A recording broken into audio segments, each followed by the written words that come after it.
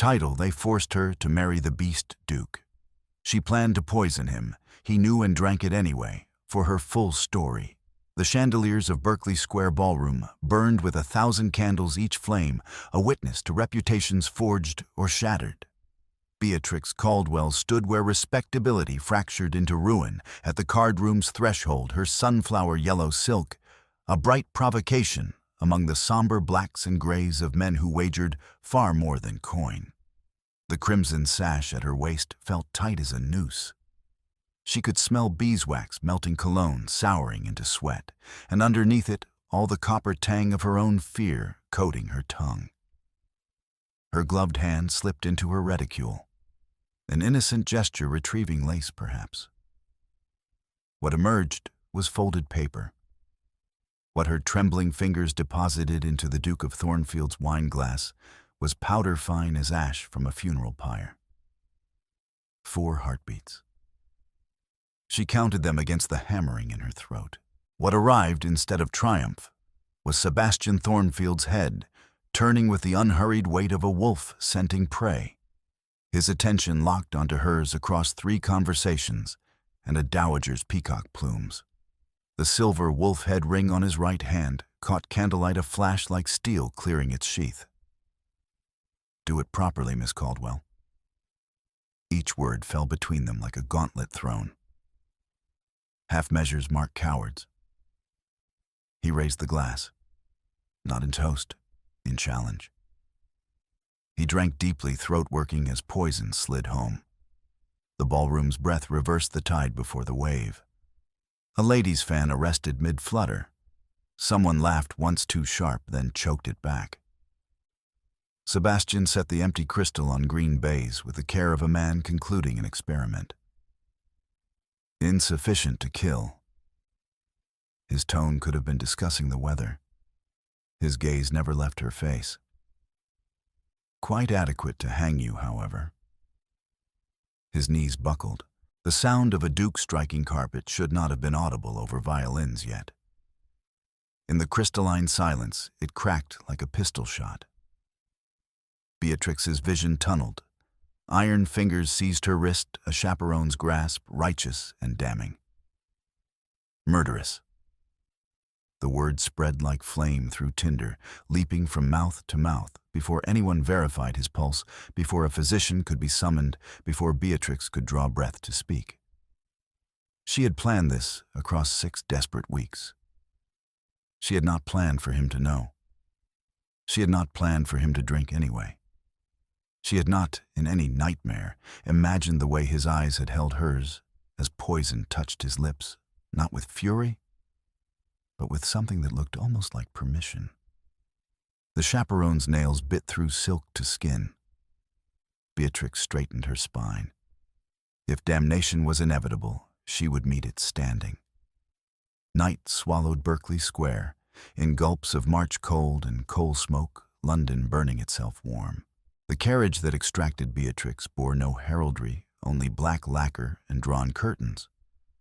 A storm lantern swung from its hook, light lurching with each cobblestone to stripe Sebastian Thornfield's face in alternating revelation and shadow.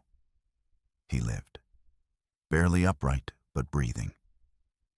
His jaw clenched hard enough to crack teeth, sweat gleaming at his temples, despite the cold seeping through the windows, yet his eyes retained their dangerous clarity. Beatrix pressed herself against the opposite bench reticule, clutched tight. "You should be dead. How vexing for you." His voice emerged rougher now, scraped raw. He swallowed hard, Adam's apple working against obvious agony. "What did you use, foxglove belladonna? Why are you alive?" "Poor preparation, insufficient concentration." He leaned forward. The swinging lantern carved his face into hostile angles. "Or perhaps you lack the killer's nerve you believed you possessed." "I possess complete commitment to freedom." Her fingers tightened until the clasp bit her palm. "You should have let them hang me and waste a perfectly serviceable solution." His hand shot out, catching her reticule's strap before she could jerk it away. He didn't pull, merely stopped its motion. The leather went taut between them. If they drag you before magistrates, Miss Caldwell, they will fashion a moral sermon from your corpse. The poisoning lady, the ungrateful ward, they will parade your father's disgrace while selling oranges to the mob assembled to watch you swing. The carriage wheel struck something refuse pothole, and both swayed. His grip stayed steady. What do you propose? Her voice emerged steadier than her pulse suggested. A problem I can resolve. You marry me before dawn. I make your crime mine to answer for. You cannot. I can. I will. His mouth twisted. The alternative is Newgate. The jail reeks of excrement and typhus. I suspect you would object. Marriage to me can scarcely prove worse. The carriage rocked. The lantern swung. Beatrix studied the man opposite the soldier society whispered about in tones reserved for ghosts, and recognized something she'd refused to see. Will. Absolute and fixed entirely on keeping her alive. Why? The question escaped. Sebastian released her reticule. His hand returned to grip the bench as another wave of pain crossed his features. When he spoke, his voice carried the weight of oath. Because they have taken enough from us both, I will not give them you as well. Dawn came the color of bruises, gray and grudging. The chapel was small, wedged between a solicitor's chambers and a printer's, where hasty marriages received perfunctory blessing. The stones breathed old incense and fresh desperation, and underneath, both the creeping damp of London's foundations, making the cold settle into bones. Beatrix wore yesterday's sunflower gown, wrinkled and soiled. The gold bee brooch at her shoulder felt like a battle standard. Sebastian stood beside her, in unrelieved black face, pale, but bearing rigid the war medal ribbon barely visible. A wound he declined to explain. The clergyman droned through vows that felt like terms of surrender. When he said, "Wife," Beatrix's shoulders squared rather than softening. She would not bow. Not to this moment, not to the noose that had driven her here. Sebastian's hand descended over hers on the register, pressing her fingers down until ink dried into irrevocable fact. His palm radiated warmth despite the chapel's bone-deep chill. "Breathe," he murmured below the clergyman's hearing. She dragged air into compressed lungs. "I am breathing." "Good. Continue. It vexes your enemies considerably." The absurdity standing in a freezing chapel at dawn, legally bound to a man she'd poisoned hours earlier receiving instruction on spite, fractured something in her chest. Not laughter. Something more dangerous. The clergyman pronounced them bound. Society would call her Duchess now. Whether they'd extend similar courtesy remained uncertain. They emerged into weak sunlight and morning's clatter wheels on cobblestones, a knife grinder's bell, someone hawking fresh bread. A carriage waited this one, displaying the Thornfield crest. Sebastian handed her in with bloodless courtesy. The door shut with a solid thunk. Wheels turned. London began its retreat. Beatrix examined her gloved hands. "Where are we going?" "Ravenswood Manor, Surrey. You will find it adequately cheerless." Sebastian reclined against the squab's face, still too pale, breathing still too controlled. The poison hadn't finished. "We remain there until gossip exhausts itself. 3 months. 4. Long enough for London to find fresher scandal. And if they do not forget, then we provide an alternative narrative."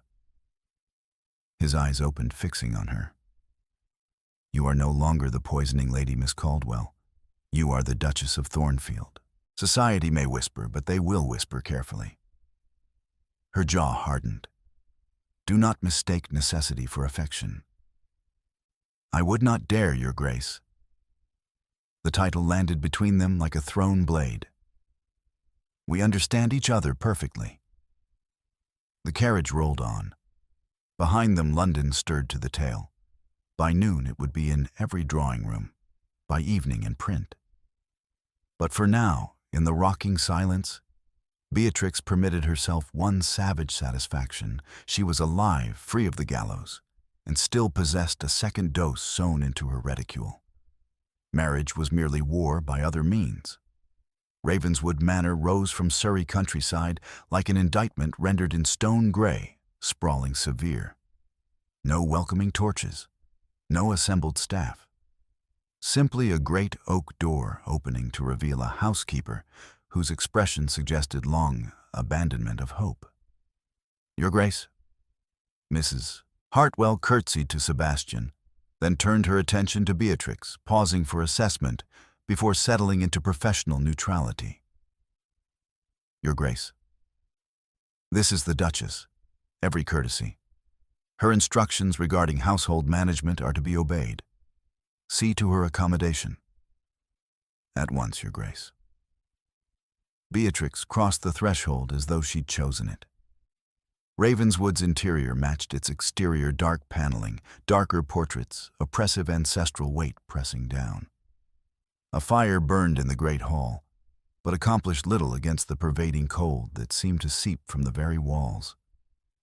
Her footsteps echoed on flagstones worn smooth by centuries. Sebastian paused at the staircase. "Your apartments are in the east wing, mine in the west. The library is adequately stocked, the orangery overgrown, the staff discreet." "How convenient," Beatrix said, voice honeyed, "that you have experience housing unwilling guests." His mouth compressed. "You are my wife, not my prisoner. Yet the doors lock. From inside. Test them if you doubt me." He turned toward the west corridor, then stopped. His shoulders shifted as though bearing invisible weight.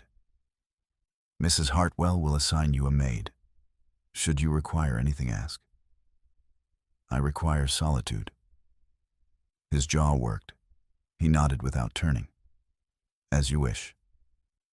He departed, boot heels striking stone in slow percussion that faded into shadow. Beatrix watched until darkness consumed him. Mrs. Hartwell waited with the patience of someone long accustomed to aristocratic disasters. "This way, Your Grace." The east wing proved less prison-like than anticipated, spacious, well-appointed windows overlooking gardens drowning in spring mud. A fire crackled. A copper tub stood ready, steam rising. Fresh linens dressed an absurdly large bed. "Your trunks arrive tomorrow from London," Mrs. Hartwell said. "Meanwhile, I've provided suitable attire. Your maid will be Tessa Bramwell, quick hands, sharp mind, utterly loyal." A young woman materialized in the doorway, dark-haired, bright-eyed, with keen attention. She curtsied. "Your Grace." Beatrix studied her, perhaps 20 intelligent. "You are assigned to me. If it pleases Your Grace." "It does not displease me." Beatrix moved toward the fire, letting warmth penetrate frozen bones. "Tell me, Tessa, what does the household say about their master's sudden marriage?" Tessa's eyes gleamed. "That his Grace has been bewitched, poisoned, or rescued, depending which footman one asks." "And your conclusion?" "I conclude you are still standing, Your Grace. That suggests either fortune or skill." Tessa's smile flickered. "I prefer serving skilled ladies." Beatrix laughed, sharp, startled, genuine. "Then we shall coexist admirably." Days at Ravenswood fell into rhythm that was neither peace nor war. Beatrix walked the gardens, despite mud that sucked at her boots, explored the library, despite its gloom, avoided the west wing. Sebastian appeared at meals with dutiful regularity, polite and distant as a portrait. They discussed whether household matters, nothing that mattered. At night, Beatrix locked her door and counted the lies needed to survive. On the 8th morning, April 3rd, by her writing desk calendar, she woke to find a sealed letter on her breakfast tray. Unfamiliar handwriting, blank seal. She broke it with her butter knife wax, cracking like small bones. "Duchess, your brother's debts have been purchased. £7,400 outstanding. Payment required within the fortnight, or he goes to debtor's prison. You have married well. Surely the Duke can assist his new family. I await your response." A friend. No signature. No direction. Simply threat wrapped in civility. Beatrix found Sebastian in the library reviewing correspondence by cold morning light.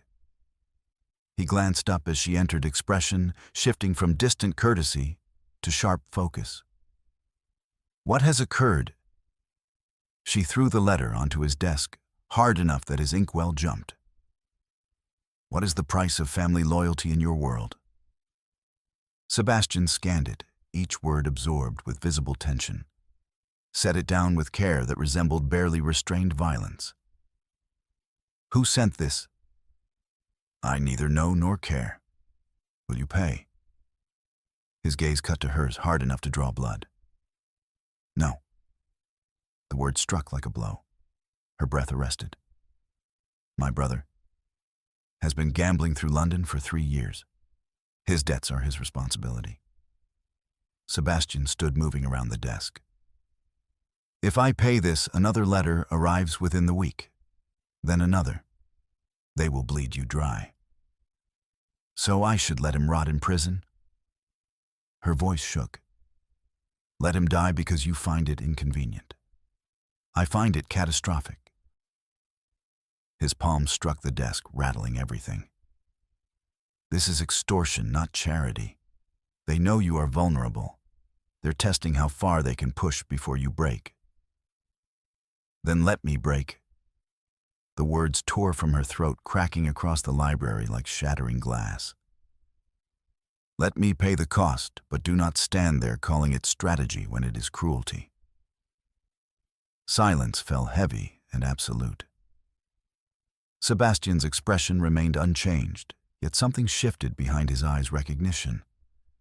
He reached past her, pulling a bell cord. Within moments, a footman appeared.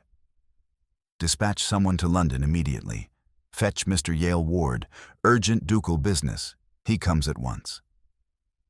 The footman bowed and vanished. Beatrix stared. "What are you doing?" "Solving the problem without feeding vultures." His gaze held hers. "Ward is a solicitor, ruthless, expensive. He will trace who purchased your brother's debts and why. Once we know that, we decide our course." "And if my brother is imprisoned before then?" "Then I transfer him to a private lodging secured under discreet watch at my expense until Ward completes his investigation." His voice was flat, unyielding.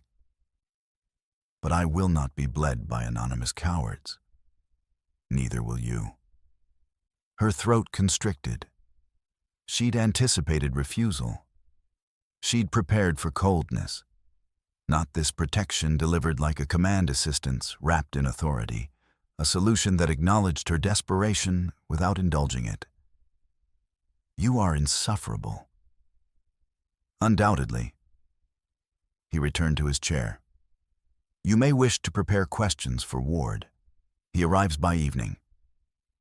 She turned toward the door, then paused with her hand on the brass knob, its coolness a shock against her palm.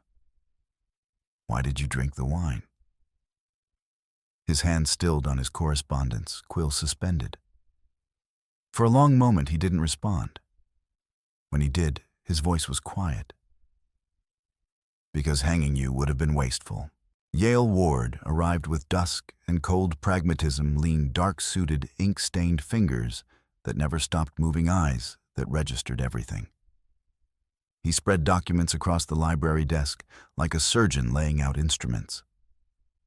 The debts were consolidated 3 months ago by an intermediary acting for an unnamed principal. Ward said, tapping a page dense with legal script. "The trail leads to Cheapside, then to a private investor using Smith, imaginative, then stops."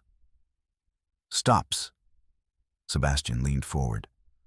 "Or is deliberately obscured, deliberately, expensively." Ward's mouth thinned.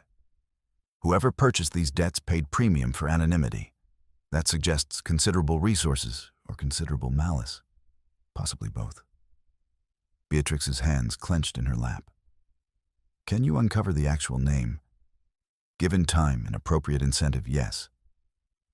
Ward's gaze flicked to Sebastian. Your Grace, whatever sum required, spare no expense. Sebastian's voice was clipped. I want a name, a motive, and leverage. Within the week, if possible. Ward inclined his head. Consider it done. After the solicitor departed, Beatrix studied Sebastian's face in firelight and the rigid jaw fingers that drummed once before going deliberately still. Control layered over barely restrained fury. Why? She asked quietly. Why spend your resources on my family's foolishness?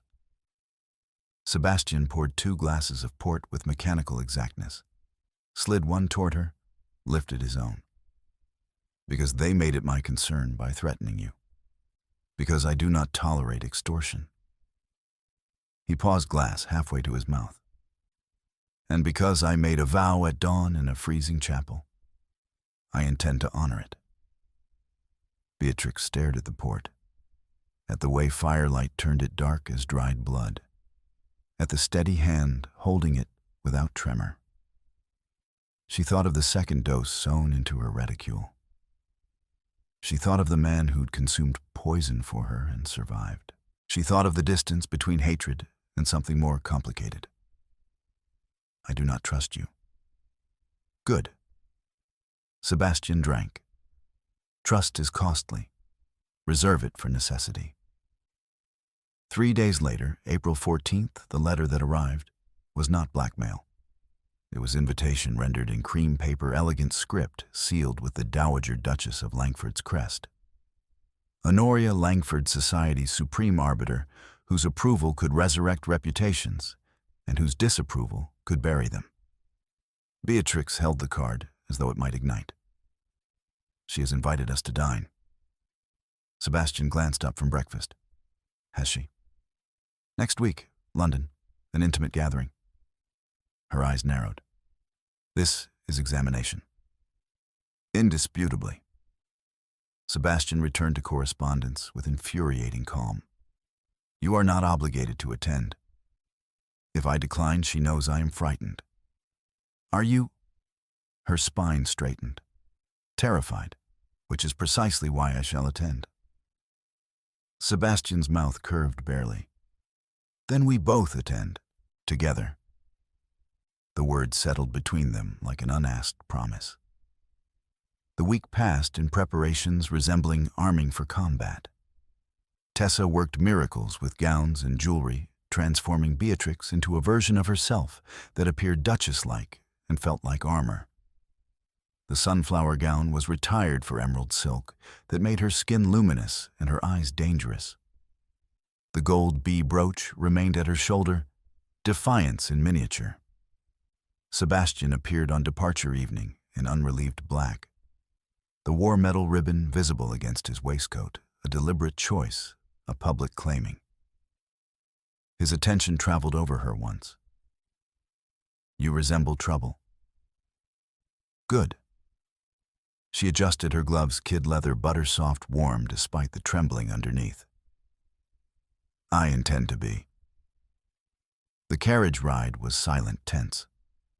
Beatrix counted street lamps. Beside her, Sebastian sat motionless as stone. As they approached Mayfair, he spoke. Honoria Langford is ruthless without sentiment. She will test you publicly.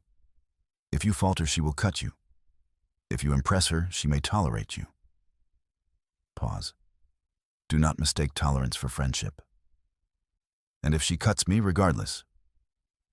His eyes met hers, and in the dim interior, they appeared nearly black. Then we depart, together, and we do not return. The declaration hung absolute unbending. Her throat tightened. You would abandon society for me. I have abandoned worse for less compelling reasons. His voice was flat. Society is inconvenient. You are my wife. The choice is uncomplicated. Before she could respond, the carriage halted. The door opened. Lamplight and London noise flooded in horses neighing, vendors calling, the smell of roasting chestnuts and coal smoke and perfume. Sebastian descended, then offered his hand. She placed her fingers in his palm and stepped down into Mayfair's scrutiny. Windows watched. Curtains twitched. They had returned. Honoria Langford's townhouse was elegant as a rapier, pale silk-polished wood, restrained wealth that whispered rather than shouted. The dowager waited in the drawing room, silver-haired, steel-spined eyes capable of flaying reputation. Thornfield. She inclined her head a precise quarter-inch. You are tardy. Traffic. No apology. Honoria's attention shifted to Beatrix, sharp as dissection. So, the new Duchess. She gestured with her fan. Sit. Let me examine you. Beatrix sat spine straight at ankles, crossed hands, folded perfect deportment. She met the dowager's eyes without blinking, without flinching, without apology. Honoria's mouth twitched. You have your father's coloring and your mother's spine. Interesting. Tell me, girl, did you truly attempt to poison your husband? The room went silent. Other guests, a viscount, two ladies, a bishop's wife, froze. Beatrix smiled all edges. Yes, your grace. Collective inhalation. And he drank it knowingly. He did. Honoria's fan snapped open crack like a pistol. How exceedingly irregular. And the marriage, dawn, hasty, legal. Sensible if unconventional. The dowager's eyes gleamed. Society will label you reckless, ruthless, or ruined depending upon their own failings. Which do you prefer? Beatrix's smile sharpened. I prefer being underestimated. People reveal more when they believe you incapable of understanding. Honoria laughed, short, sharp, genuine. Very well, Duchess. You may survive yet. She turned to Sebastian. Your timing remains appalling, Thornfield, but your taste has improved. The tension eased. Other guests resumed breathing. Dinner was announced. Beatrix rose. Sebastian's hand found the small of her back steady, warm through silk. They moved into the dining room together, and she felt eyes tracking every step. The meal was exquisite and excruciating. Conversation flowed like polite poison, each comment calibrated to test. The Viscount Lord Ashton, elderly and cunning, inquired about country retirement. One lady mentioned scandal sheets with wide-eyed innocence. The bishop's wife spoke of redemption. Beatrix parried each thrust, voice-light words lethal. Throughout, Sebastian sat beside her, silent, watchful, a wall at her back. Near the third course's end, the real attack came. Lord Ashton set down his wineglass with exaggerated care.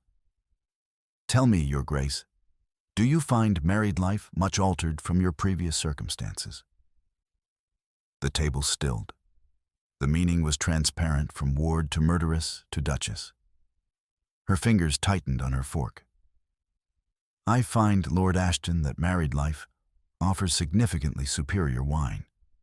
His Grace has excellent taste. Sebastian's mouth curved infinitesimally. He lifted his glass. Indeed, I am exceedingly particular about what I consume. The bishop's wife choked. One lady coughed into her napkin. Lord Ashton's face mottled crimson. Honoria's fan snapped shut crack like a gavel. Quite sufficient, Ashton. If you cannot dine without inserting your foot, I shall have cook prepare it properly. She turned to Beatrix. You were saying, Duchess, about the gardens? Beatrix drew breath and continued, voice steady as her pulse hammered. She had survived. They had survived. Together. When they finally departed, Honoria walked them to the door. You will suffice, the dowager said. Not yet acceptable, but no longer entirely ruined. Progress. She glanced at Sebastian. Control your martyr impulse, Thornfield. terribly inconvenient. I shall endeavor to survive. See that you do. I dislike altering seating arrangements. Her gaze returned to Beatrix. Do not waste venom on fools like Ashton. Reserve it for enemies who matter. The door closed. Night air struck sharp and clarifying. Beatrix walked toward the carriage on unsteady legs. Sebastian handed her in. The door closed. Wheels turned. London slipped past. You performed admirably, he said quietly. She laughed high brittle. I did not vomit or weep or flee. The standards are remarkably low. You held ground against predators circling far longer than you've drawn breath. The standards are appropriate. His eyes found hers. You are stronger than you credit yourself. I am terrified constantly. Then you have wisdom. His hand moved, hesitated, then settled over hers on the bench. Glove to glove. Warm, steady. The contact sent heat flooding up her arm. Fear preserves life. Stupidity ends it. She stared at their joined hands, at the absurd intimacy, at the way her pulse jumped beneath the pressure. You perplex me. Good. Confusion is safer than certainty. But he didn't withdraw his hand. They rode to Ravenswood in silence, fingers intertwined, and darkness outside punctuated by occasional lights, each one a potential life, a potential story, none as strange as their own. The following weeks, late April into May, brought fragile equilibrium. They moved through Ravenswood like dancers, learning choreography, separate chambers, shared meals, cautious conversation that occasionally fractured into honesty. The blackmail letters ceased. Ward sent updates. London's gossip found fresher scandals. It should have been peaceful. It was not. The first warning arrived Tuesday, May 7th, a letter in handwriting that made Sebastian's body go rigid, face draining of color. He read it by the window, then fed it directly to flames. What was that? Beatrix asked from her chair. Nothing concerning you. We are married. Everything concerns me. His jaw worked. A reminder from an old acquaintance. Ancient history best left buried. But his knuckles whitened where they gripped the mantelpiece, and she'd learned to read his silences. The second warning came 3 days later. May 10th, a carriage bearing an unfamiliar crest appeared, wheels crunching gravel. A gentleman emerged, tall, fair-haired, expensively dressed. He smiled at Mrs. Hartwell, presented his card-requested audience with the Duke. Beatrix watched from the gallery as Sebastian descended to meet him. They spoke briefly, too briefly for courtesy, long enough for threat. Then the visitor laughed, clapped Sebastian's shoulder, departed. When Sebastian returned inside, his face was granite. Who was that? Lord Dominic Wycliffe, Marquis of Ashcroft. And a vulture circling wounded prey. His voice was clipped. He holds no power over me. Disregard him. But she saw the lie in how his shoulders stayed rigid, how he retreated to his study, and didn't emerge for dinner. She found Tessa that evening in the servants' corridor, polishing silver with furious efficiency. Tell me about Lord Wycliffe. Tessa's hand stilled. What has your grace heard? Nothing, which is why I ask. The maid glanced around, then leaned closer. He was his grace's closest friend before the war. After Waterloo, stories began circulating battlefield conduct. Prisoners executed, villages burned. The Marquess was among the loudest, repeating those tales. Beatrix's blood chilled. Are they true? I do not know your grace, but his grace has never denied them. And in society, silence is indistinguishable from confession. The third warning came at week's end, May 15th, a scandal sheet folded open to a marked column. Whispers reach us of a certain duke whose wartime conduct grows increasingly questionable. We are informed mercy was foreign to his command. French prisoners found death more welcoming than his justice. One wonders what manner of man such a soldier becomes in peace, and what manner of woman would bind herself to such a creature. Beatrix read it twice, found Sebastian at breakfast, dropped the paper onto his plate. "Explain this." He glanced at it, returned to his coffee. "Nothing to explain. Society requires villains. I accommodate them." "That is not an answer." "It is the only answer you will receive." Flat. Final. Her temper snapped. "You drank poison for me. You shielded me from magistrates. You walked into Honoria Langford's drawing room and dared society to judge us. But you will not give me truth." "The truth," Sebastian said, setting down his cup, "is that I did what was necessary to survive a war. The remainder is interpretation." "Did you execute prisoners?" His eyes lifted hard enough to cut. "Yes." The word hung between them like a corpse. Her breath caught. "Why?" "Because we had no provisions, no shelter, no reinforcements. Because maintaining prisoners would have killed my men. Because command requires choices moral philosophy doesn't prepare one for." His voice was empty of defense. "I chose my men's lives. I would make the same choice tomorrow." "And the villages? Burned because they harbored scouts. Because we couldn't hold them and couldn't leave them standing." He stood abandoning breakfast. "You demanded truth. That is truth. If it repulses you, you are not alone. Society finds me repulsive. I have learned to tolerate their revulsion." He left her alone with the scandal sheet and knowledge she was uncertain she wanted. That night she unlocked the drawer containing her reticule, retrieved the hidden second dose, held it to lamplight, watching liquid shift like captured shadow. She'd married a man who killed without hesitation when necessity demanded. A man society called monster who didn't dispute it. A man who protected her with the same ruthless efficiency once applied to warfare. She should be horrified, frightened. Instead, she felt something more dangerous, comprehension layered over doubt, layered over something that might be the beginning of understanding. But also hesitation, caution. The stories were one thing.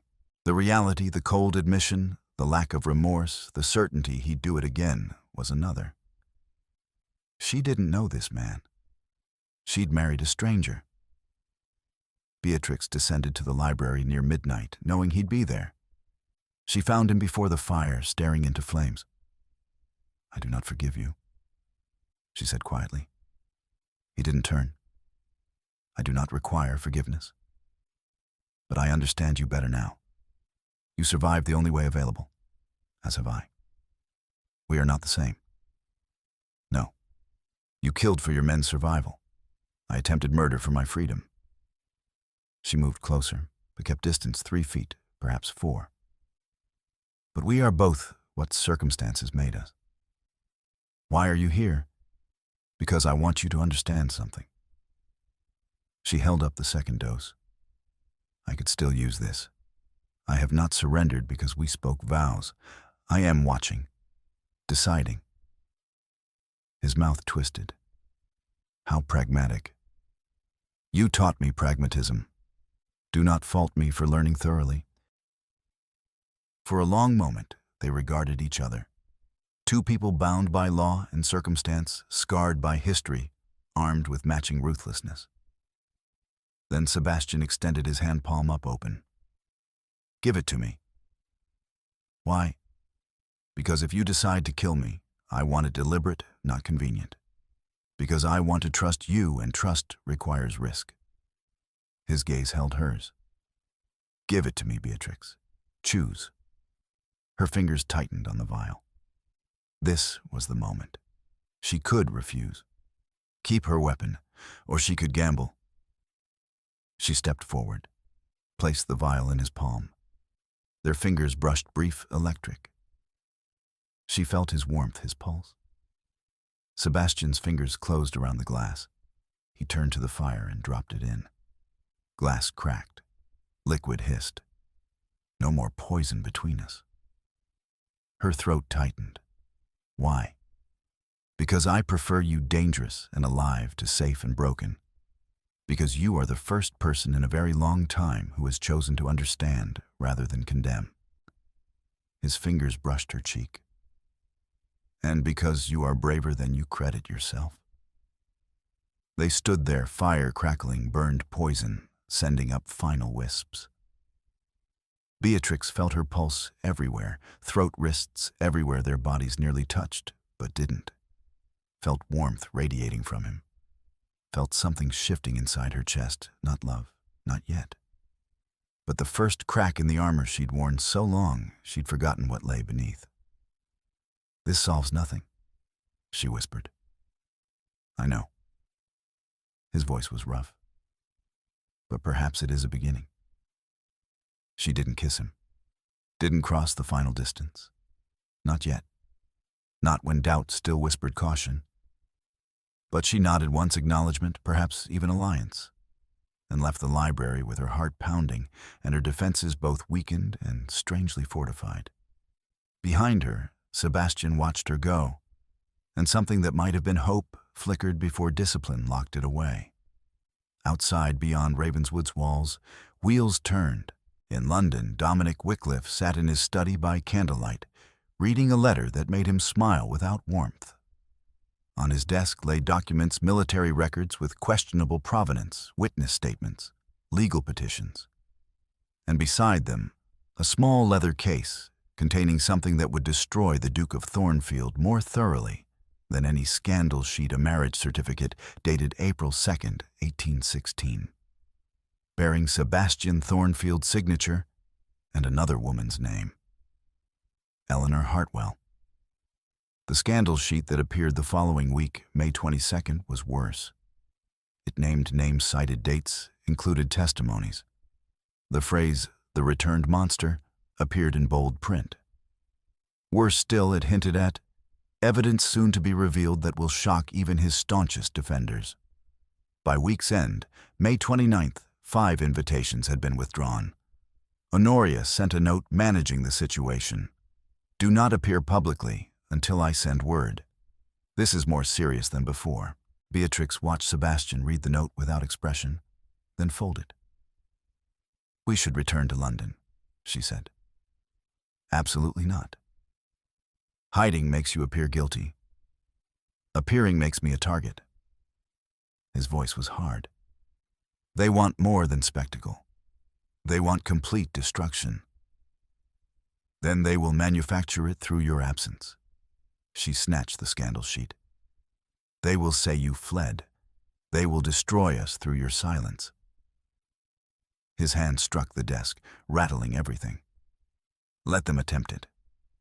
They are succeeding. Her voice rose. You shielded me. Let me shield you in return. How? By walking into a ballroom and smiling while they sharpen knives. By telling truth. She held up the sheet. These are lies wrapped around partial truths. So we tell the complete truth. We locate soldiers who served with you.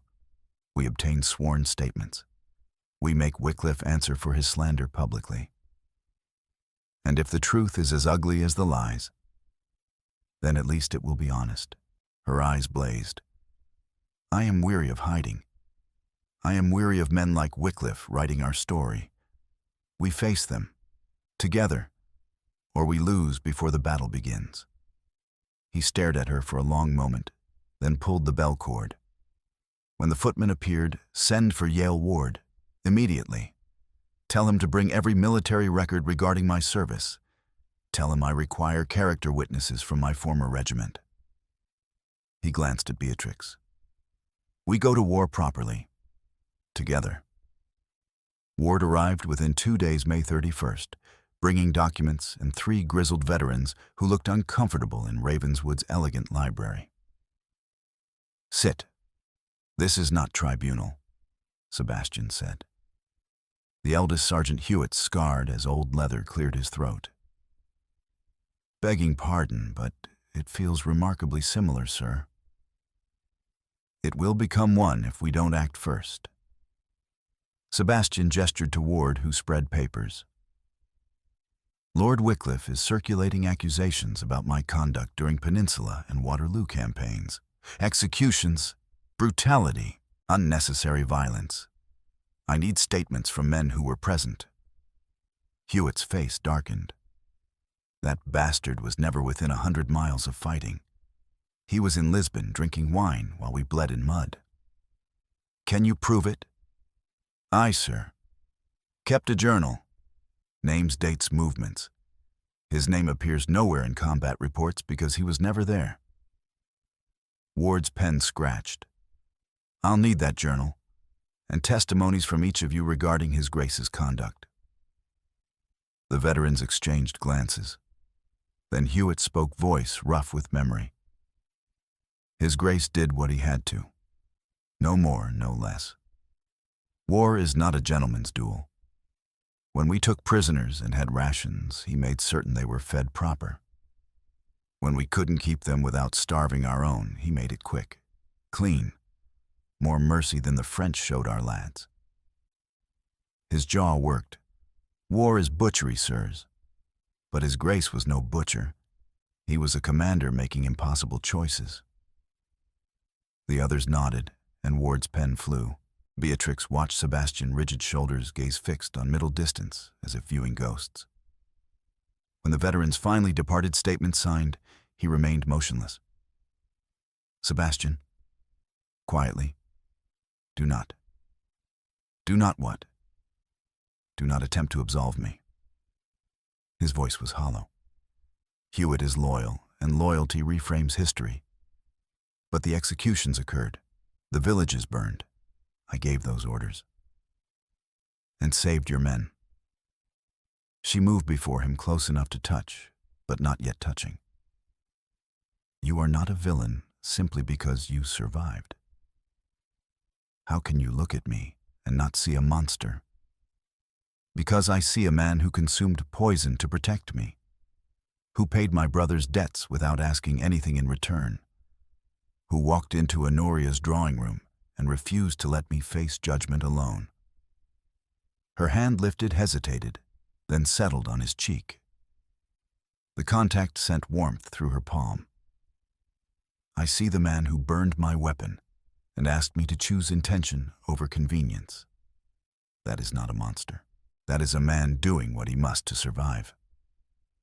His hand came up to cover hers, pressing her palm against his face, as if anchoring himself. His warmth penetrated her glove, and she felt his pulse rapid against her wrist. I do not deserve your defense. Good.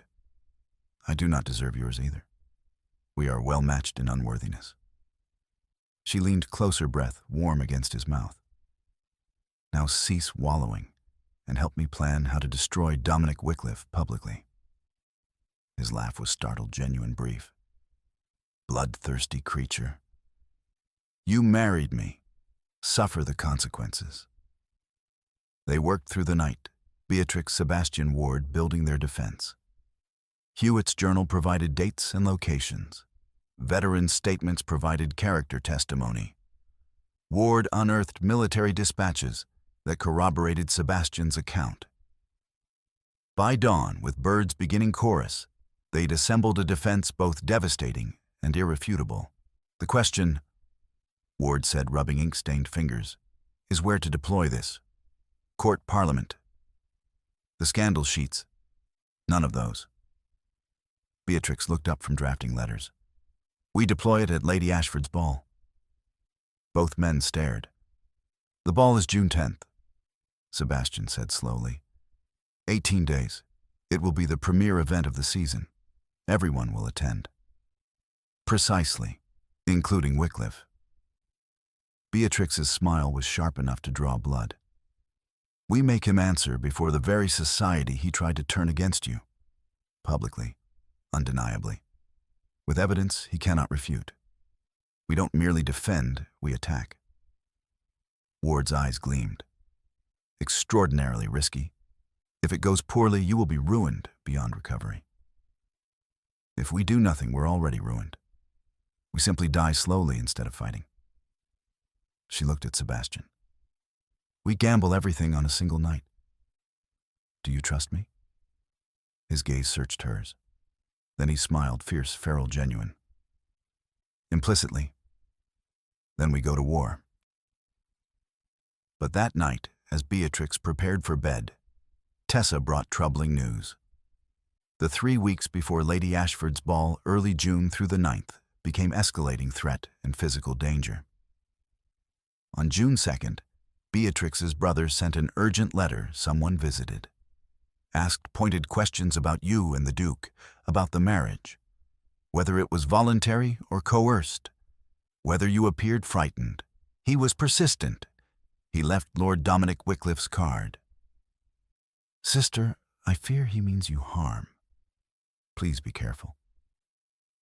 On June 4th, Tessa discovered someone had searched Beatrix's chambers. Nothing taken but papers, disturbed drawers opened imperfectly. The intruder had been searching for something specific. What could they want? Beatrix asked. I do not know, Your Grace, but they searched most thoroughly between mattress and bed frame, as if expecting hidden documents. On June 5th, Yale Ward arrived ashen-faced. Wycliffe has filed a legal petition questioning His Grace's fitness as a peer. Ward said grimly, spreading documents with shaking hands. Citing a nervous disorder brought on by the war and dangerous conduct toward his wife, including forcing her into marriage through threats. The petition includes detailed witness statement describing the poisoning at Berkeley Square.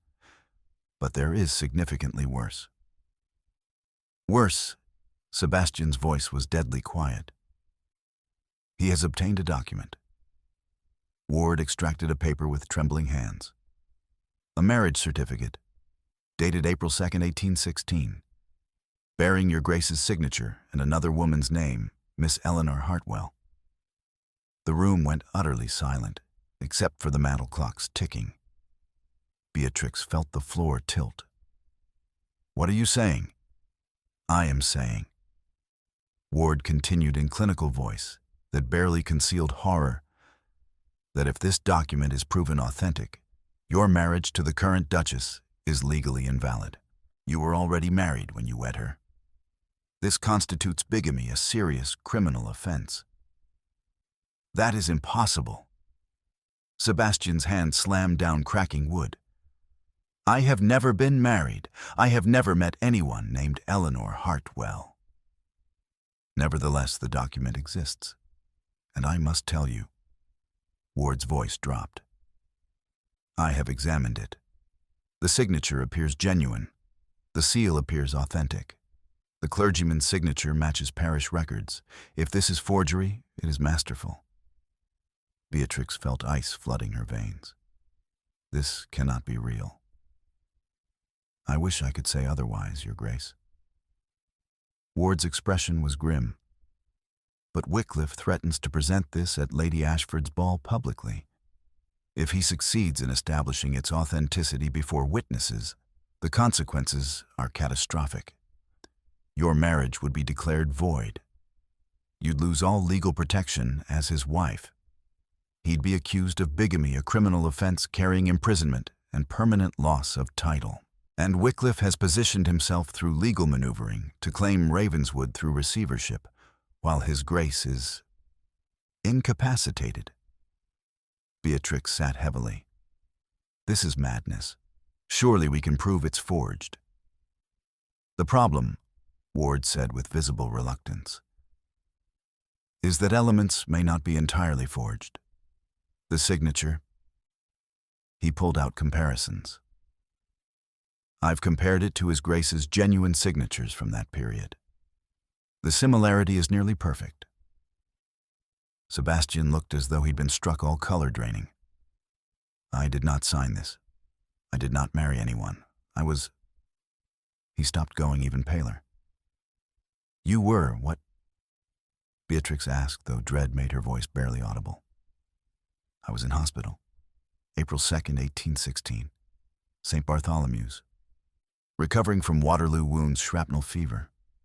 I was barely conscious for weeks, delirious, heavily dosed with laudanum. I signed documents, medical papers, military authorizations, but I don't remember clearly. The fever made everything unclear. His voice was hollow.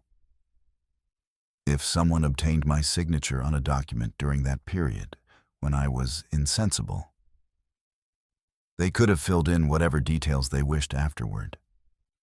Ward finished quietly.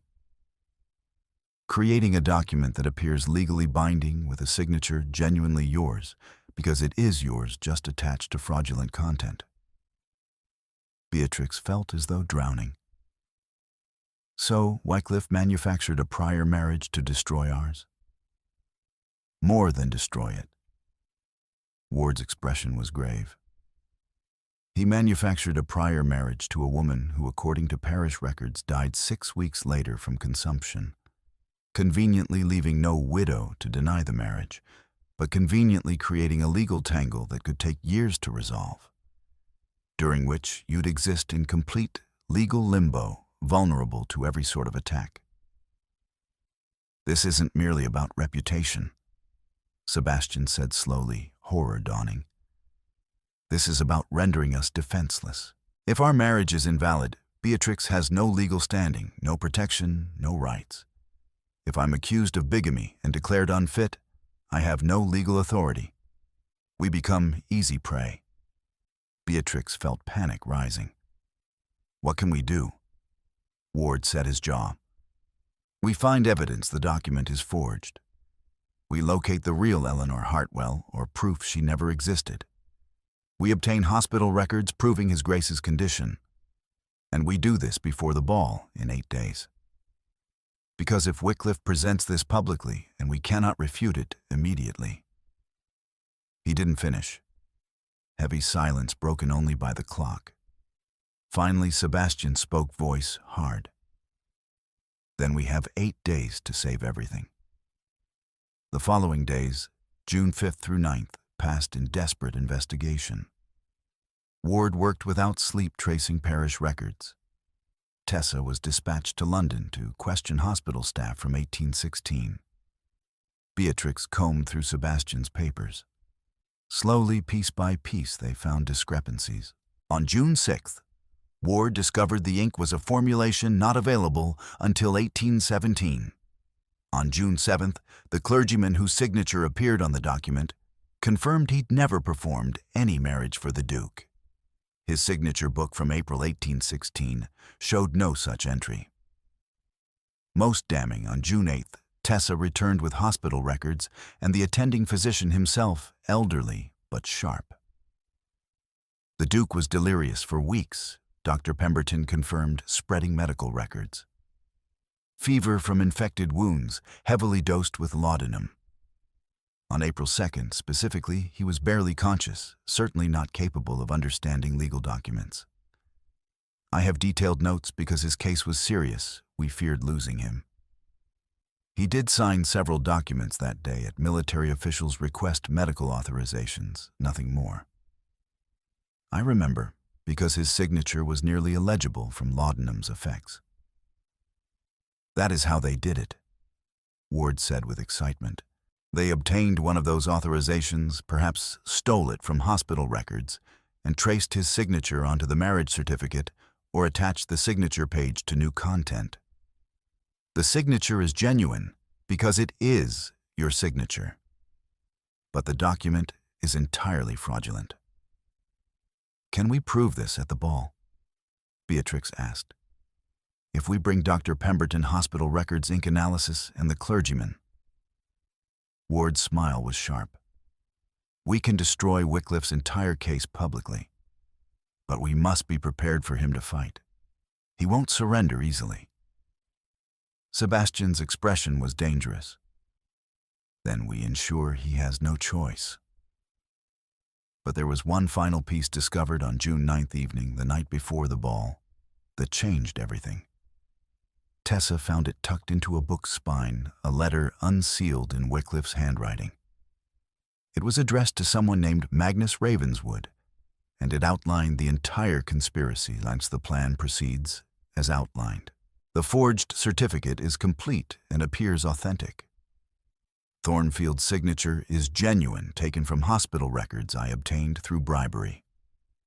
The physician who attended him is elderly and unlikely to remember without records. Once I present the document at the Ashford ball publicly, Thornfield will be arrested for bigamy. During legal proceedings, we file for his incompetency. The estates go to receivership. If the Duchess proves troublesome or attempts to defend him publicly, she must be silenced. I have arranged for her carriage to suffer an unfortunate accident on the return journey. A broken axle horse's bolting tragic, but these things occur. Her death would be ruled accidental, and Thornfield would be too compromised to investigate. We divide Ravenswood as agreed. You receive northern properties, I take southern. With Thornfield imprisoned and the Duchess deceased, no one remains to challenge us. The plan is perfect. Destroy this after reading. D.W. Beatrix's hands shook so violently, she nearly dropped the paper. Sebastian's face went white with fury, so intense it was terrifying. He has threatened your life, he said, voice barely above a whisper, but somehow more terrifying for its quietness. Not merely your reputation, your actual life. He intends to murder you. Then we must end this completely, Beatrix said, surprised by her own steadiness, despite terror. At the ball tomorrow. No half measures. Complete destruction of his plans. Their eyes met across the library, and in that moment something shifted between them. Not love, not quite yet, but something equally powerful. A decision. An alliance forged in shared danger and determination to survive together. Together, Sebastian said. Together. She agreed firmly. And for the first time since their forced wedding, Beatrix felt something transcending survival, something that might, given time, transform into something more. The night of Lady Ashford's ball arrived June 10, 1816, unseasonably cold with clouds threatening rain. The air smelled of approaching storm and coal smoke, sharp and metallic. Beatrix, dressed in sapphire silk that made her appear carved from precious stone, the gold bee brooch blazing at her shoulder. Her hands trembled once, while Tessa fastened her jewels, and she willed them steady. Sebastian appeared in unrelieved black, the war medal ribbon, visible a deliberate choice. His eyes met hers. Ready? No. She turned to face him. But I shall be regardless. In the carriage, she could hear her own heartbeat, feel silk, whispering against her legs, smell leather, and Sebastian's cologne, bergamot and smoke, and something purely him. Their knees nearly touched. Each sway threatened to close that final distance. Beatrix, he said quietly into darkness. She looked at him. Regardless of what happens tonight, I want you to know marrying you was the least foolish thing I've ever done. You are fierce, clever, entirely without mercy when circumstances require. I find I treasure all three qualities, along with a dozen others I'm only beginning to discover. Her throat tightened. Why say this now? Because if Wycliffe somehow succeeds, we may not have another chance. And I wanted you to know, you are not trapped with me. You are fighting beside me as an equal. There is a considerable difference. She reached across the space between them, took his hand, felt the warmth of his palm through gloves, the strength of his fingers as they closed around hers. Whatever happens, we face it together. Together, he agreed. They arrived at the height of fashionability, late enough to be noticed, early enough to ensure attendance. The ballroom was packed, candles blazing from 3 chandeliers' mirrors, multiplying light, until it felt weaponized air, thick with perfume and sweat and anticipation. Whispers began the instant they were announced, rustling like leaves before storm. Beatrix entered on Sebastian's arm, spine straight, head high, every inch the Duchess she'd become. Through fire. They'd barely completed their first circuit when Dominic Wycliffe materialized in champagne silk. He bowed with exaggerated elegance that bordered on mockery. "Thornfield, Duchess." The way he said Duchess made it sound temporary. "How remarkably courageous to appear tonight." "How gracious of you to notice," Beatrix replied, voice honey over razors. "Indeed, though I confess surprise given what I intend to reveal within the hour." His gaze slid to Sebastian with false sympathy.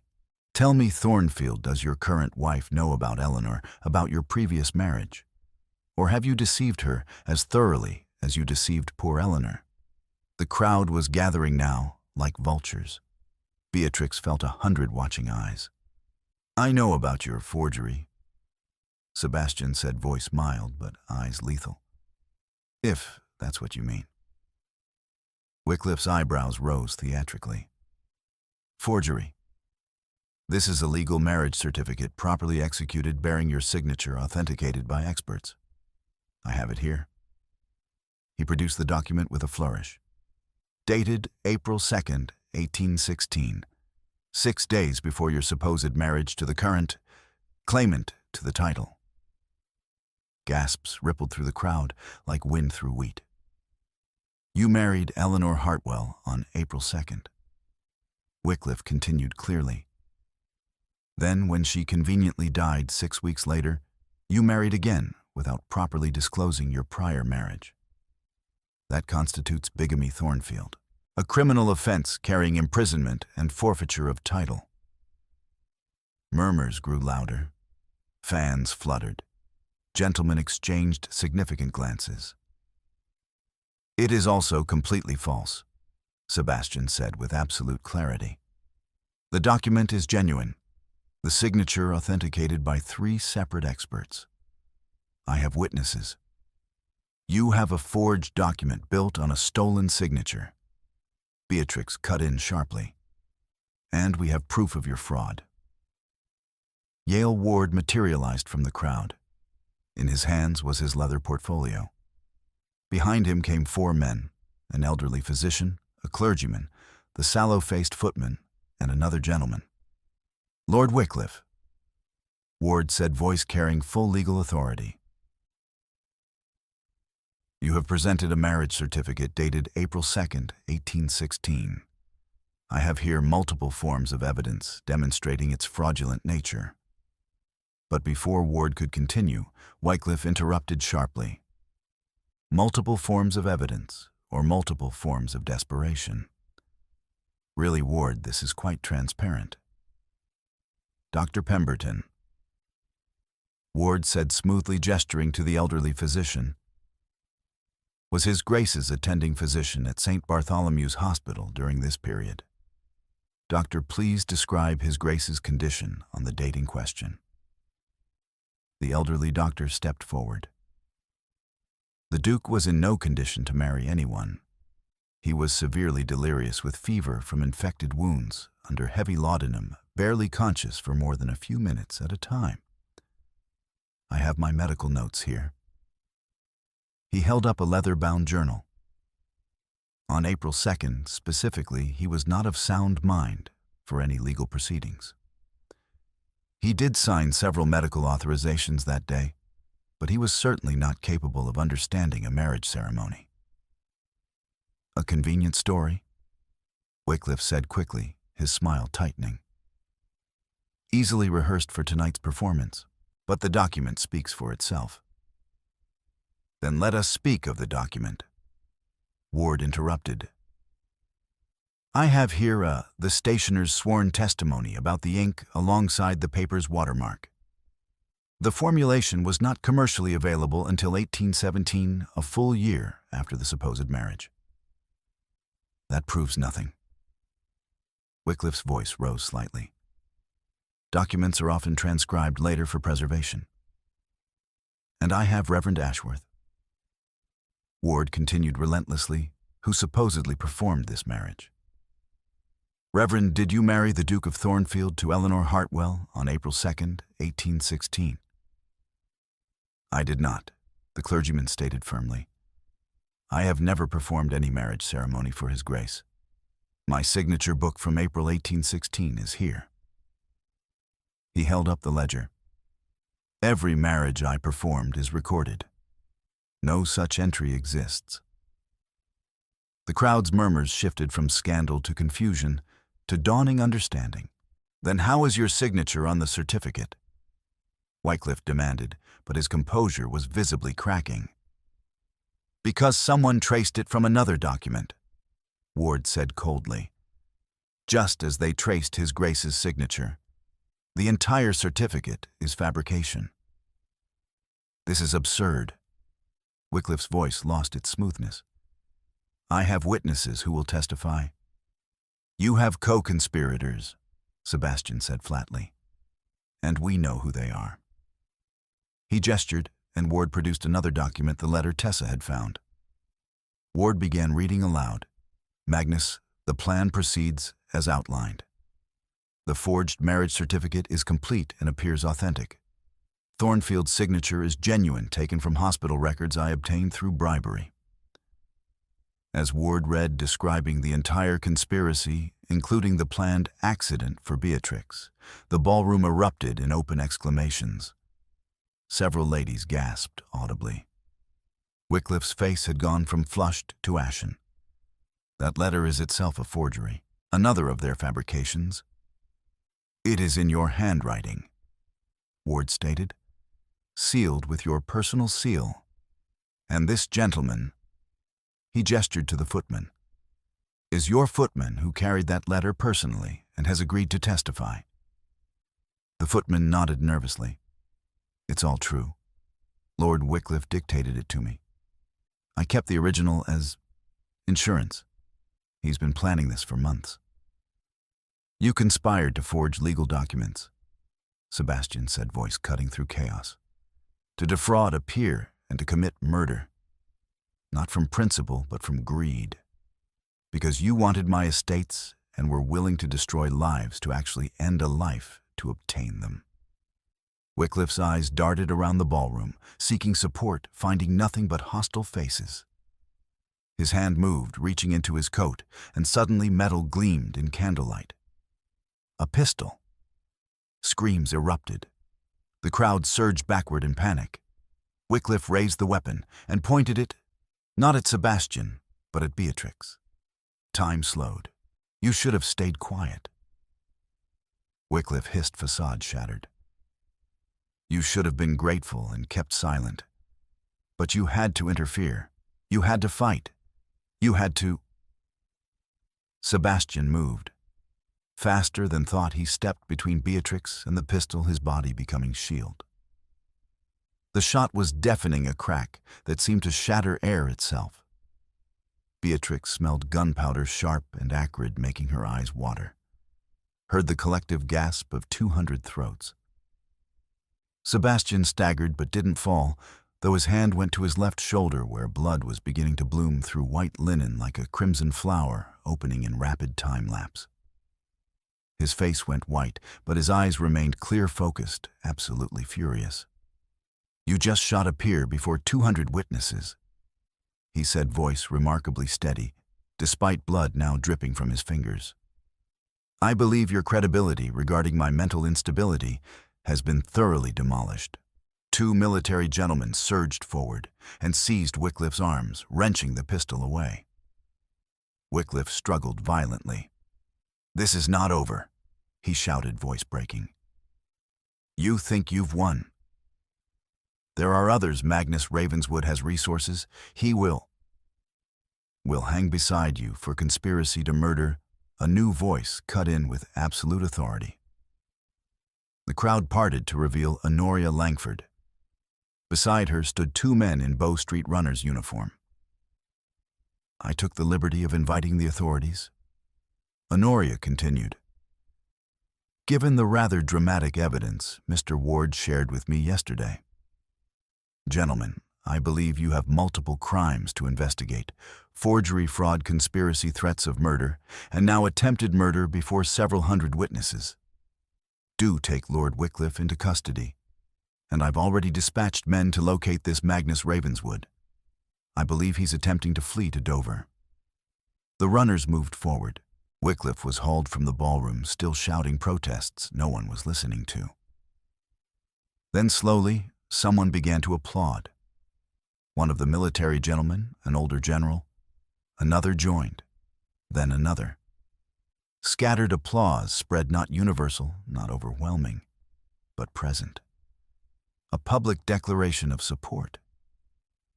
But Beatrix barely noticed.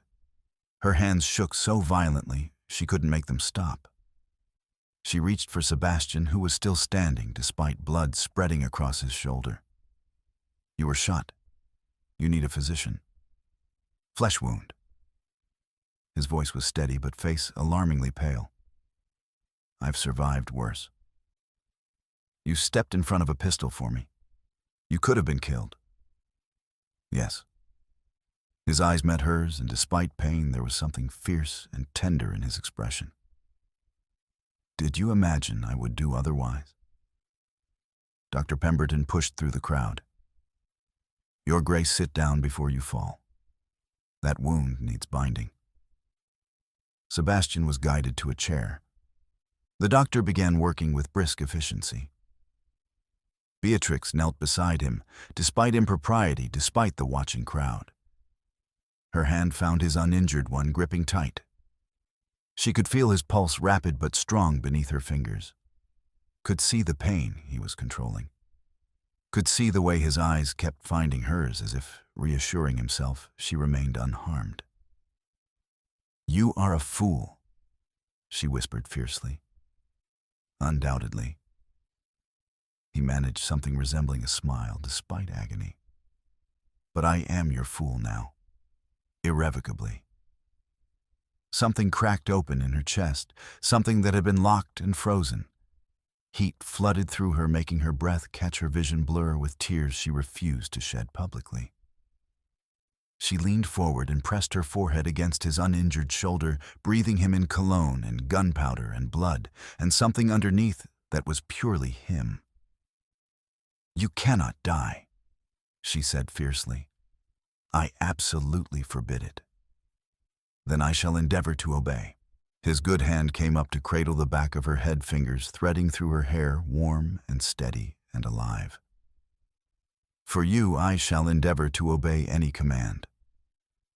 Lady Ashford appeared. "Well, that was certainly the most dramatic and memorable scene my ballroom has ever witnessed. I shall be insufferably smug for years." Her mouth curved. "The physician may use my private sitting room, and I believe champagne is essential once His Grace is no longer actively bleeding naturally." The crowd began to disperse, though gossip was clearly spreading like wildfire. But several approached military gentlemen, offering visible support. Ladies looking at Beatrix with new respect. And Honoria, who bent to murmur in Beatrix's ear, "You have now passed every conceivable test, Duchess. And your husband just took a bullet for you before the entire ton. I should say you are now not merely tolerated, but celebrated. Well done, both of you." The doctor finished binding Sebastian's shoulder. The ball passed through. Painful, but not life-threatening if we prevent infection. No vigorous activity for a month. No dancing. "A tragedy," Sebastian said dryly, though voice weak. "However shall I cope?" They departed shortly after, Sebastian leaning more heavily on Beatrix than he wanted to admit, but refusing to show weakness. In the carriage, with curtains drawn and London rattling past, adrenaline finally drained away. "What happens now?" Beatrix asked quietly. "Now Wycliffe and Ravenswood face trial, forgery, conspiracy, attempted murder. Their conspiracy is exposed. Our marriage is secure." Sebastian's voice was tired but satisfied. "Now we have won." "At what cost?" She looked at his bandaged shoulder, blood seeping through. "A negligible cost." His eyes found hers. "You are safe. That is the only thing that matters." "Why?" The question burst from her. Why does it matter so tremendously? We barely know each other beyond months. This marriage was forced. You owe me nothing. I owe you everything. His good hand found hers fingers intertwining. You stood beside me when society condemned me. You fought for me when it would have been easier to walk away. You chose to understand rather than judge. His thumb traced slow circles on her palm, the sensation penetrating even through gloves. And somewhere between that first poisoned glass and tonight's gunshot between library fires and this carriage ride, I fell entirely and irrevocably in love with you. The words hung in the air, raw and honest and terrifying. Beatrix's breath stopped. You. What? I love you. He said it simply as if it were fact. I did not plan it.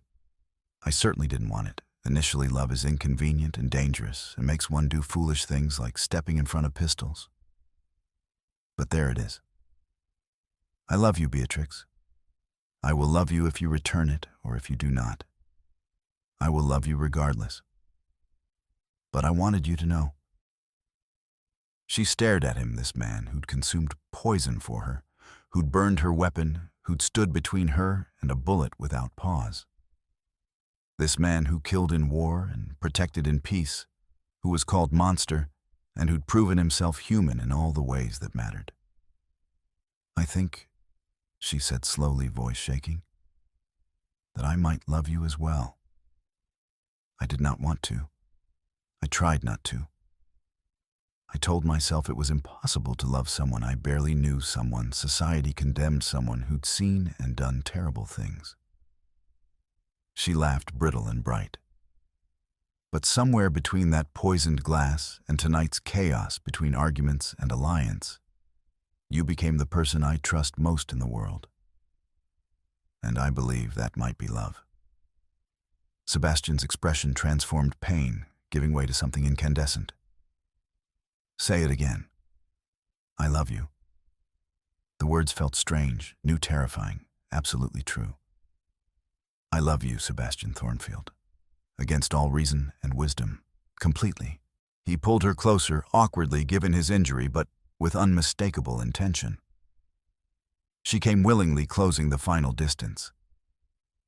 When he kissed her, it was nothing like the tentative touches of previous weeks. It was heat and hunger and desperate relief of two people who nearly lost each other and were claiming what they'd found. She kissed him back with everything she had, all the fear and fury and unexpected tenderness that had been building for months. Her hands framed his face, careful of injury, but fierce in claiming. She could taste champagne on his lips, could feel his pulse hammering against her palm. Where it rested against his throat, could hear the sharp intake of his breath as she deepened the kiss.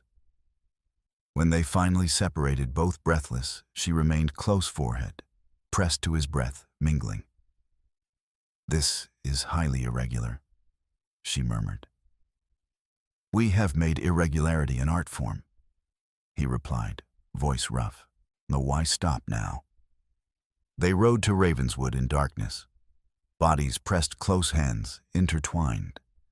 And for the first time since that poisoned glass, Beatrix felt something that might be peace. The following weeks were controlled chaos. Wycliffe was charged with forgery, fraud, conspiracy, and attempted murder. Magnus Ravenswood was arrested at Dover, attempting to flee, caught with incriminating documents and embezzled money. Both were held without bail, trials scheduled for autumn. Beatrix's brother, freed from debt manipulation, sent heartfelt gratitude and genuine remorse, promising reform. Ward verified all debts were settled, and the blackmail scheme dismantled. Honoria hosted a dinner in their honor, publicly declaring the Duke and Duchess of Thornfield under her protection, effectively restoring their social standing overnight. But more important than any of that was what happened at Ravenswood. Sebastian's shoulder healed slowly through summer. For the first 2 weeks, he was confined to limited activity, which gave them time, precious time, to actually talk about everything they'd survived and everything they wanted to build. They spent long afternoons in the library, Beatrix reading aloud, while Sebastian listened, his good hand resting in hers. They walked the gardens as he recovered strength, her arm tucked in his summer sun, warm on their faces. They learned each other slowly, not the desperate connection of survival, but the quieter, deeper intimacy of choice. She learned he took his coffee black and dangerously hot, that he had nightmares about war, but refused laudanum because he despised feeling out of control. He learned she was brilliant at chess and terrible at embroidery, that she sang slightly off-key when she thought no one listened, that she cried when furious rather than sad. In late July, Kitty visited with Yale Ward, the two navigating a courtship of sharp wit and attraction. They announced their engagement over tea, and Beatrix felt genuine happiness.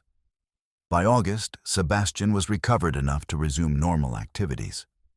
By September, they'd settled into rhythm that was entirely their own, neither the cold distance of early marriage nor the frantic intensity of scandal, but something comfortable and warm and uniquely theirs. And one evening, in late September, as they sat together in the orangery, watching the sun set through glass in shades of gold and crimson, Sebastian presented her with a small velvet box.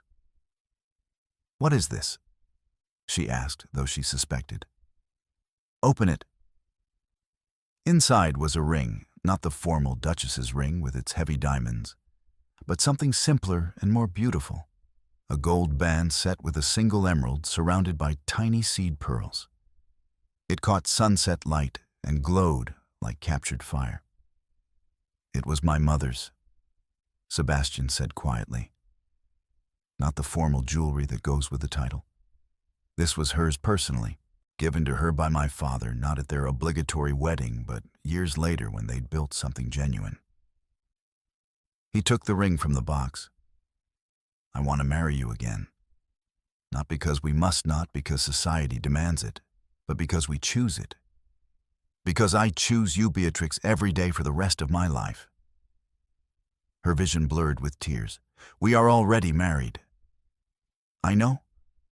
But the first time was necessity and poison and freezing chapels. I want to marry you again. Properly. With you choosing me freely, not accepting me as the least terrible option." His eyes held hers. "Will you marry me, Beatrix, again, of your own free choice?" She thought of everything they'd survived, poison and scandal, betrayal and bullets, fear and fury and unexpected love. She thought of the man he'd proven himself to be brutal when necessary, protective, always capable of a tenderness that took her breath away. "Yes," she whispered. "Yes, I will marry you again, as many times as you ask." He slid the ring onto her finger. It fit perfectly, as if it had been waiting for her. Then he kissed her slow and deep and thorough, and the orangery filled with golden sunset light as their future began.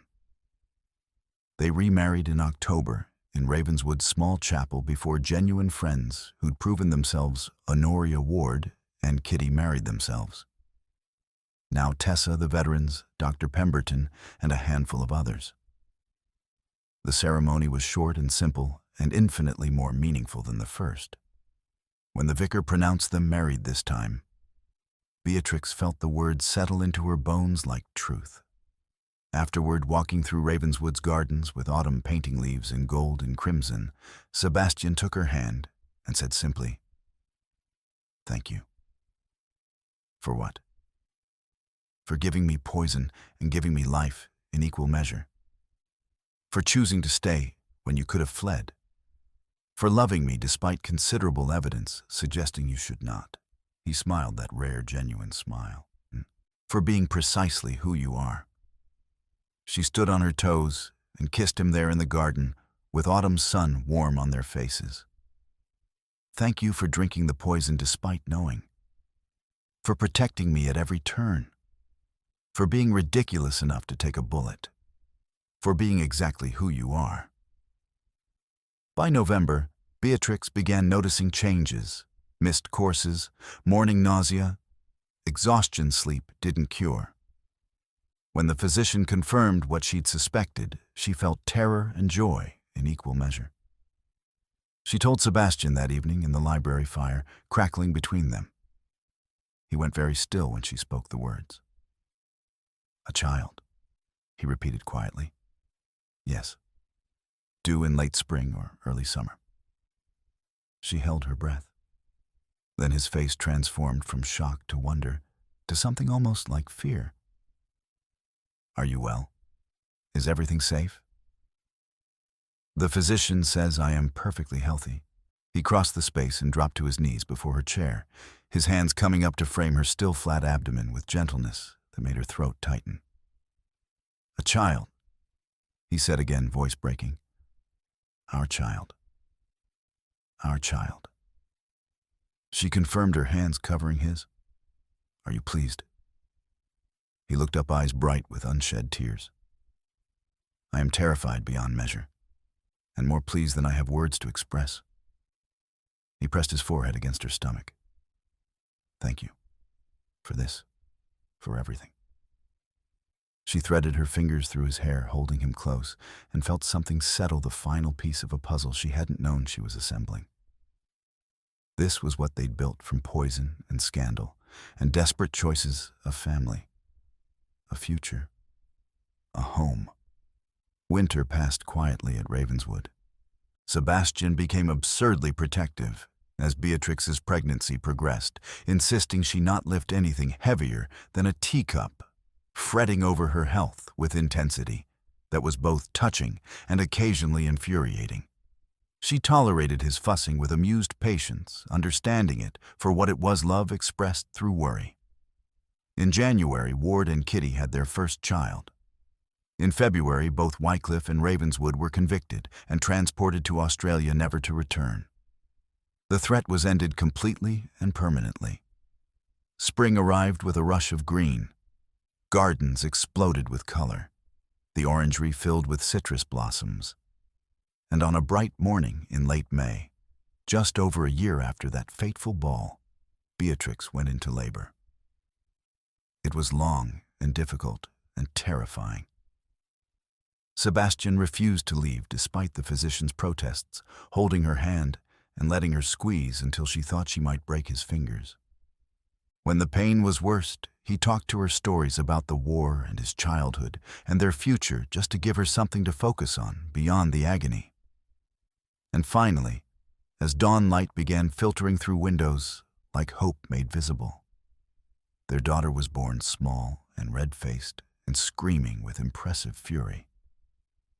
"You have a daughter, Your Grace," the physician said, placing the wrapped bundle in Beatrix's arms. Beatrix stared down at the tiny, furious face and felt her heart crack open in ways she hadn't known were possible. "Hello, little one," she whispered. "Welcome." Sebastian leaned over them both, his face pure awe and terror combined. "She is perfect." "She is impossibly small and alarmingly loud," Beatrix said, but her voice was thick with tears. "But yes, perfect." They named her Eleanor, not after the fictional woman in Wycliffe's forged certificate, but after Sebastian's mother, whose ring Beatrix wore. Eleanor Anne Thornfield, with her father's dark hair and her mother's temper, and a future entirely her own. Summer passed in sleepless nights, and tiny, perfect fingers, and overwhelming responsibility. Visitors came: Honoria, with an antique christening gown. Ward and Kitty with their own daughter. Tessa, promoted to head housekeeper, fussing over Eleanor with fierce protectiveness. And through it all, Sebastian proved himself as devoted a father, as husband, changing swaddling cloths without complaint, walking floors with a screaming infant at 3 a.m, reading to Eleanor in his deep voice, though she was too young to understand. "You are utterly ridiculous," Beatrix told him one evening, watching him cradle their sleeping daughter. "Utterly," he agreed without looking up. "But she is mine, and I will be as ridiculous as I choose." "Ours," Beatrix corrected gently. "Ours," he agreed and smiled. On a bright morning in late August, 16 months after that fateful poisoned glass, Beatrix woke early to birdsong and found the orangery filled with golden sunlight and citrus scent. Sebastian had requested her presence with a mysterious smile. She found him waiting dressed casually, the silver wolf ring catching morning light. On the small table beside him sat 2 glasses filled with clear, cordial, harmless she knew, but the symbolism was deliberate. She heard a carriage approaching, wheels on gravel. Another visitor, another potential judgment. But Beatrix found she genuinely didn't care anymore. Let them come. Let them judge. She and Sebastian had survived the poison and scandal and bullets and conspiracy. They'd built something real from nothing. They had a daughter sleeping peacefully upstairs, a home that felt like sanctuary, a future stretching bright before them. She picked up 1 glass and offered it to Sebastian with a smile that held memory and mischief and love. "Shall we drink?" she said clearly, voice pitched to Carrie, as footsteps approached. "Or shall we invite the world to faint again?" Sebastian's eyes gleamed with understanding and unholy amusement and love, so clear it took her breath away. He took the glass without hesitation, without checking contents, without a single moment of doubt. The wolf ring flashed as he raised it in salute. "Let them faint," he replied, voice warm with affection and challenge and absolute certainty. "We shall remain standing, always." He drank deeply. So did she. The cordial was sweet and harmless, and utterly without poison or pretense. The orangery door opened. Mrs. Hartwell appeared to announce the visitor merely a neighboring baroness come to pay respects. She entered, took in the scene, and smiled with genuine warmth. Beatrix set down her empty glass and linked her arm through Sebastian's shoulders, back head high, every inch the duchess she'd become. Through fire and choice and love freely given. "Shall we greet her together?" she asked softly. "Always," Sebastian replied with absolute certainty. "Always together." They walked toward the door, side by side, their daughter sleeping peacefully upstairs, their future stretching out unwritten and entirely their own. They had survived poison and scandal and society's sharpest teeth. They had chosen each other across every barrier that should have kept them apart. They had fought for each other when surrender would have been easier. Whatever came next, whatever trials or joys or sorrows the future held, they would face it as they had faced everything else together, armed with matching determination and the kind of love that bloomed defiantly and beautifully in the most impossible soil imaginable. And that Beatrix thought, as Sebastian's hand found hers and squeezed gently as their fingers intertwined with practiced ease, was the only happy ending that truly mattered.